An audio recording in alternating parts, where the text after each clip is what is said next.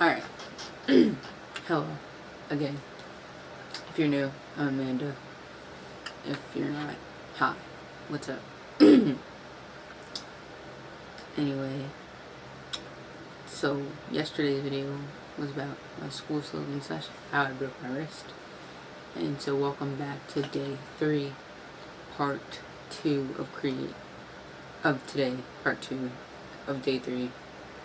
No, excuse me, part 1. Scratch that. Welcome to this video. It's World Suicide Prevention Day, and so I'm going to be sharing my middle school story. So this is an essay I wrote for English in 8th grade last year. So, middle school. Entering middle school had to be the most terrifying thing in my life thus far. It was like the moment you're coming up on a 220 foot roller coaster slope. You're internally physically screaming. Part of you says, you're ready for this. You're going to be fine. While the other side is saying, you're about to die. The adrenaline is rushing now, and your stomach is about to drop because you're here, and it's about to happen. It's the beginning of 6th grade. I'm not ready, I say to my mom. You're going to be fine. And yes, you are ready. You always say this, and you end up finding you are ready, she says. I guess she's right. I always have been ready for each year. First day, and here comes that feeling again. Nervous, anxious, empty. The first day ended up being pretty good as far as I remember about it. Of course, this was just the beginning, and I'm not even close to the end. Oh, did I mention I was insecure? Empty, and I don't recall ever feeling this way until now. For Christmas, I got a hoodie that was from the Quaker Closet. It was black and said Friends. My school. Anyway, moving on. Someone in the hall said, "Why are you wearing a guy's hoodie?" I didn't really think about it until that point. After this, my life is like a blob, and I don't even know anymore. I started to feel rejected. For example, on a basketball game day, I asked a friend at Advanced to sit with me. We started boarding the bus, but it wasn't just the B team, the A team was there too. The bus was full of what I felt to be intimidating 8th graders who I want to like me, as well as everyone else. So we're all boarded on the bus now. She sits with someone else, and I say, "I thought you were going to sit with me." She says, "No, sorry." So, I asked you to sit with me, excuse me, So I asked her to sit with me. But inside, I know I asked first. I'm feeling rejected and sitting alone now, and it didn't help that 2 other friends of mine started talking about me and how I respond too fast to their Snapchats, all loud for the whole bus to hear, instead of just telling me they didn't like it. The reason I answered the Snapchats now instead of 2 hours later is because most of the time I'm doing something. At this point, a lot of other stuff has happened too, and basically anytime anyone says something negative, it brings my self-esteem lower and lower. My grades start dropping, and my parents are starting to talk about I should go to a different school if I can't sustain them. Of course, I care about leaving school. It's the only school I know, with the only people who have been my friends for the past 8 to 9 years. But the grades are dropping, and of course I don't care because I'm insecure, depressed, and having heavy anxiety. I'm also on the verge of killing myself. As a matter of fact, now suicide is the first thing that comes to my head for basically every problem. I had no choice but to tell my parents I was practically failing English. My teacher was sending concerns, and then of course we had to have a conference, and that night I told my mom. The only reason I told her was so I could stay in the only school I've ever known. So soon after I was talked to my parents, I went to therapy. The lady was really nice, but honestly, I went for a while, and it was nice talking to someone, but it felt like it took the whole time, from the time I started to come to her up to the time I left to get to know me. It seemed like she was trying to figure out why I was feeling this way when I didn't know myself. How does one explain what they're feeling or going through when they don't know themselves? Exactly. I don't know either. Music, I would say, was my escape from the reality of wanting acceptance, to feel love, to feel something other than empty, insecure, depressed, and afraid of unpredictable reactions to what I said or did. Later, I don't know how I started to know I was here with purpose and for a purpose. well, I'm a Christian, or I claim to be. I said a prayer like 3 times except Jesus, but it wasn't really like official. I thought, as some would say, I was so-called under attack with my life. But sometimes God puts us in a test so we can have a testimony. The verse in the Bible, Isaiah 43:2 reads, "When you go through deep waters, I will be with you." And Jesus was with me. It's just I wasn't focused on him. There's another verse that says, "Where your heart is, there your treasure will be also." My heart and mind were focused on what some would call earthly things, like acceptance from others around me to fill the void that only God can fill. Well, others can fill the void too, but as humans we're not perfect and we fail ourselves and others often. As a result of that, what happens to most, I assume, is what happened to me. It ends up leaving you in the dumps. And as a Christian rapper Lecrae said once, if you live for people's acceptance, you'll die from their rejection. In my life, I've come to find that to be very true. So am I saying that was God's plan to end up depressed and on the verge of suicide? No. But I am saying that I was lost and now I'm found, and I've chosen to be a Christ follower, and over time I've changed and grown.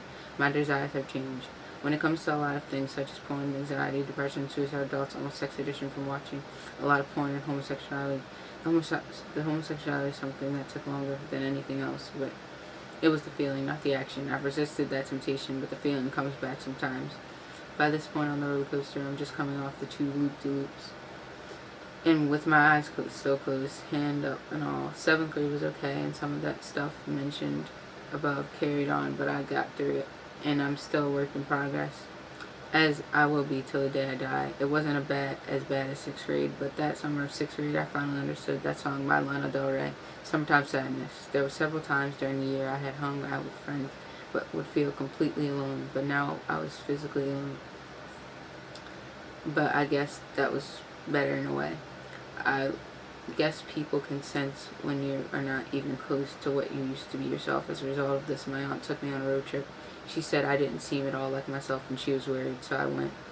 I've always loved traveling, but I just didn't do it that often. My aunt Karen, cousin Courtney, and I drove from Baltimore to California and back in a matter of 2 weeks. It was awesome, but now that I look back, I really wish I could take that trip being who I am now.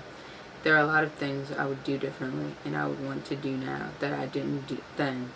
But it was a great experience, and one day I plan on taking a huge road trip from the East Coast to West Coast up to North to Canada, down to South America, and back to wherever I'll live by that time. So I guess you could say I'm flying down this roller coaster now, over bumps and taking turns with my hand up and eyes almost opened.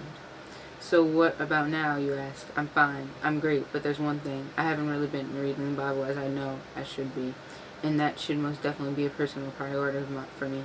School is pretty cool. I've met some great new people who came to friends. I have friends in all grades, which I think is pretty cool, although some say it's weird. But if you only keep yourself inside of the so-called line of division, whether that be grade, age, class, income, or whatever, you could miss out on someone or something great, or possibly what was meant for you. All in all, I'm secure now, and while I don't really care about being accepted anymore, I am, and that's pretty great. I do still care in a way. I mean, when it comes to what people think of, but not in a gratification, void filler way. But when it's helpful, not irrelevant. Like, it's probably good to listen to your so-called haters because they're really, most of the time, giving you constructive criticism, which can obviously be used to better ourselves, which is always a good idea. I've opened my eyes now. My arms are halfway up, and my roller coaster ride is almost over. I have one more turn, and then I'm done. I'll be off to another roller coaster, except this one's called upper school. And I'm secure now, and even when I'm unsure of whether it's going to be okay at times, I have faith that I'll get through it. I know that even if it's not okay now or soon after that, eventually it will be, because as a human, I'm a future being, and therefore I always have something to look forward to. And I know that what's coming is better than what's gone. So that was my English essay for last year. And part of that's still true. All that is true. And part of that's still true. Like, I haven't really been reading the Bible as I should. Like, I read, like, the daily verse every day. But, like, I should read it more. And, you know, suicide is, I believe, is 100% preventable. And you really have to watch what you say and how you come off.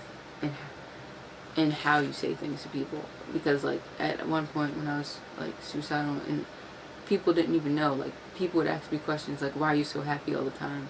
When I was just putting up that front. I wasn't happy at all. I was depressed. I was suicidal. I was lost. I was alone. I felt lonely even when I was with people, you know.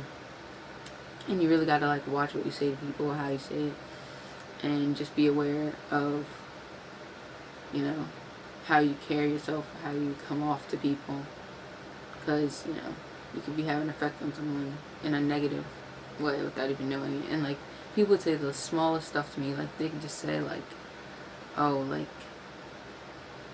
your hair's a mess, or like, no, not even that, like, they say like, I don't like your shirt, and I would just like start crying, or like, the first thought, I'd fail a test, and my first thought would be, I'm a failure, and my first thought that would come to mind is, I wanted to kill myself.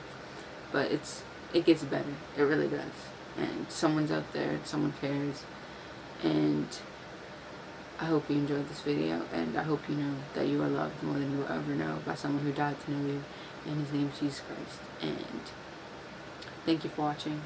Like, comment, subscribe, and go check out, I'll leave link in the description, a follow-up of this video of day 3 of Create Every Day, and I'll see you tomorrow.